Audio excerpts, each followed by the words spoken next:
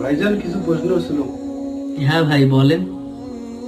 আমাদের যখন মৃত্যু হবে আমাদেরকে তখন কি কি প্রশ্ন করা হবে? আমাদের যখন ইন্তেকাল হবে তখন আমাদেরকে কবরে 3টা প্রশ্ন করা হবে। ভাইজান 3টা প্রশ্ন কি কি আমাকে বলেন তো একটু। কবরের প্রথম প্রশ্ন হবে মার রব্বুকা, তোমার রব কে? তখন তুমি বলবে আমার রব আল্লাহ। দ্বিতীয় আর তৃতীয় প্রশ্ন কি? এবং দ্বিতীয় প্রশ্ন হবে মান দীনুকা, তোমার দিন কি ছিল? তখন তুমি বলবে আমার দিন ছিল ইসলাম। তৃতীয় প্রশ্ন হবে মান নবিয়ুকা, তোমার নবী কে ছিল?